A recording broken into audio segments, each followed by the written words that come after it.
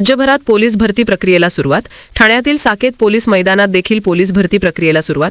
ठाण्यात एकूण 21,002 उमेदवारांनी दाखल केला भरती प्रक्रियेसाठी अर्ज.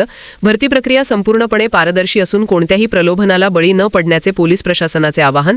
अशा प्रकारे प्रलोभन देणारे आढळल्यास तक्रार करण्याची सूचना. कोणीही प्रलोभनाला बळी पडल्यास अशा उमेदवाराचा अर्ज बाद करण्याचा कठोर निर्णय घेण्यात आला आहे. तसेच भरती प्रक्रियेत उत्तेजक पदार्थ घेऊन मैदानी चाचणीला आल्यास उमेदवार बाद होऊन त्यावर कायदेशीर कारवाई करण्यात येणार असल्याचे अतिरिक्त पोलीस आयुक्त श्रीकांत पाठक यांनी सांगितले. सुरू झालेली आहे. कशा प्रकारे भरती प्रक्रिया सुरू असणार आहे? पारदर्शी भरती प्रक्रिया जी आहे ते ठाणे ग्राउंड मध्ये सुरू आहे. ऍक्च्युली पूर्ण महाराष्ट्रामध्ये आज 11 तारखेपासून मैदानी चाचणीला सुरुवात झालेली आहे. या भरती प्रक्रियेमध्ये आपल्याला माहिती आहे की 2 टप्पे साधारणतः असतात. आधी शारीरिक चाचणी होते आणि शारीरिक चाचणीमध्ये जे उमेदवार पात्र ठरतात त्यापैकी 1-10 या प्रमाणात लेखी चाचणीसाठी त्यांना बोलावण्यात येतं आणि लेखी चाचणी आणि मैदानी चाचणी यांचे गुण एकत्रित करून त्याप्रमाणे कॅटेगरी वाईज मेरिट लिस्ट ही फायनली आपण डिक्लेअर करत असतो. आज ठाणे आयुक्तालयात आपल्याकडे आतापर्यंत टोटल 21,002 अर्ज प्राप्त झालेले आहेत. त्यापैकी 1,500 लोकांना आज मैदानी चाचणीसाठी इथं पाचारण करण्यात आलं होतं. उद्या सुद्धा 1,500 लोकांना आम्ही पाचारण करणार आहोत आणि परवापासून 2,000 मुलं आम्ही मैदानी चाचणीसाठी पाचारण करणार आहोत. अतिशय पारदर्शक पद्धतीनं आपण बघता सीसीटीव्हीचा वापर होतोय, कॅमेऱ्याचा वापर होतोय. भरती सुरू आहे. त्याचप्रमाणे आम्ही तंत्रज्ञानाचा वापर सुद्धा या ठिकाणी करतोय. RFIDचा वापर करून 100 मीटर आणि 1600 मीटर धावणे ही स्पर्धा या ठिकाणी सुरू आहे.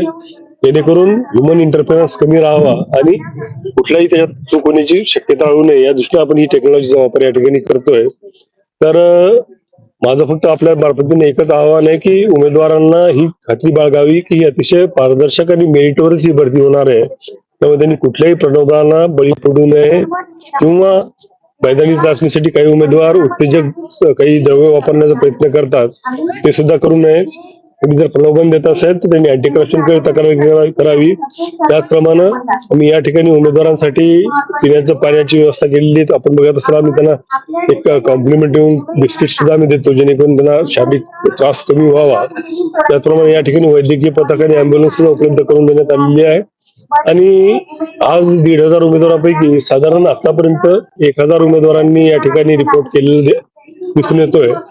याचप्रमाणे पुढचे 28 तारखेपर्यंत ही भरती या ठिकाणी सुरू राहणार आहे आणि आतापर्यंत ती निर्विघ्नपणे ही भरती पार पडलेली आहे आणि आम्हाला खात्री आहे की संपूर्ण भरती प्रक्रिया अतिशय निर्विघ्नपणे पार पडेल. सर, अनेक खेडोपाड्यातून उमेदवार येत असतात, त्यांना काही प्रलोभनं दिली जातात, तर या प्रलोभनांना बळी न पडण्याचं आवाहन देखील पोलीस आयुक्तालयाकडनं करण्यात आले. अगदी बरोबर आहे.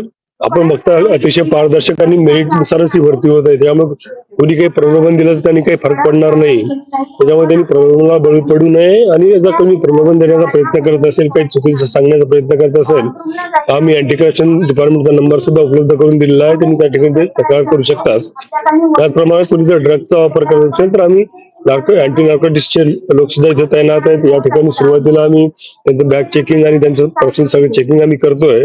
त्यामुळं उमेदवारांनी निर्धास्तपणे या भरती प्रक्रियेला सामोरं जावं. भरती प्रक्रिया 100% पारदर्शक आणि मेरिट नुसार होईल